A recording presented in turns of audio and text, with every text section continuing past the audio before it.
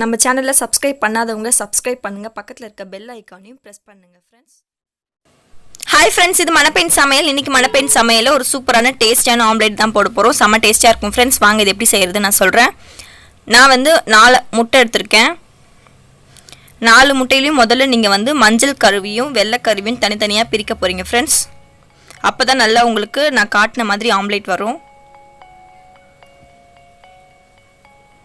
Friends. மஞ்சள் கருவை பிரிக்க நான் சின்னதாக ஒரு டிப்ஸ் சொல்லித்தரேன்.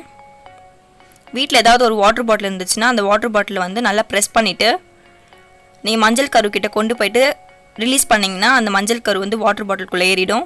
இந்த மாதிரி நீங்கள் தனியாக ஈஸியாக பிரிச்சிடலாம். இப்போ இதை ஒரு 5 மினிட்ஸ் பீட் பண்ணுங்கள். பீட் பண்ண நமக்கு இந்த மாதிரி கிடைக்கும். இது கூட கொஞ்சம் லைட்டாக உப்பு போட்டுட்டு நம்ம திரும்பி பீட் பண்ணிக்கோங்க.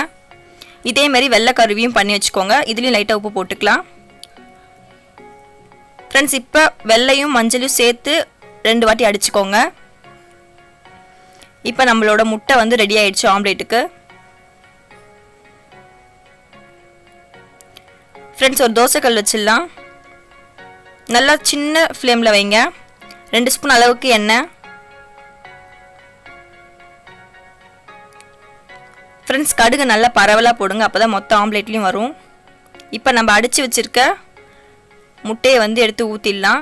கடுகு பொரிஞ்ச பிறகு ஊற்றுங்க. பாருங்கள் எவ்வளோ நுறையாக இருக்குது பாருங்கள். முட்டையே பார்க்க சூப்பராக இருக்குது பாருங்கள். நல்லா சாஃப்டாக கிடைக்கும் உங்களுக்கு. இந்த ஆம்லேட் செம்ம டேஸ்டியாகவும் இருக்கும்.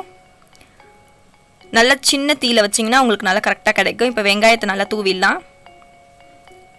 உங்களுக்கு எந்த அளவு வெங்காயம் வேணுமோ அந்தளவுக்கு தூவிக்கோங்க. கருவேப்பிலை போட்டுக்கோங்க. இதுக்கு மேலே பெப்பர் தூள் போட்டுடலாம் ஃப்ரெண்ட்ஸ். இப்போ சின்ன தீயில் வச்சு நீங்கள் எடுத்திங்கன்னா உங்களுக்கு சூப்பரான ஆம்லேட் ரெடி ஆகிடும் ஃப்ரெண்ட்ஸ். பாருங்கள் எவ்வளோ சூப்பராக வந்திருக்கு நமக்கு.